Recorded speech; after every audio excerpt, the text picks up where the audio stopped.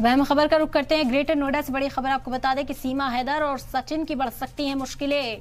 सीमा के शौहर गुलाम हैदर की अर्जी पर जेवर पुलिस को नोटिस जारी हुआ है। सूरजपुर कोर्ट ने जेवर पुलिस से जवाब मांगा। 18 अप्रैल से पहले पुलिस को जवाब देना होगा। लगभग 20 दफात में मुकदमा दर्ज करने की मांग की गई है। आपको बता दें कि सीमा हैदर के पहले पति जो हैं उन्होंने हिंदुस्तान के वकील को हायर किया है ताकि इस केस को लड़ा जा सके, और ऐसे में सीमा हैदर और सचिन की मुश्किलात में इजाफा होता हुआ नजर आ रहा है। मुश्किलें बढ़ सकती हैं। सीमा के शौहर गुलाम हैदर की अर्जी पर जेवर पुलिस को नोटिस जारी किया गया है। सूरजपुर कोर्ट ने ये नोटिस जारी कर जवाब मांगा।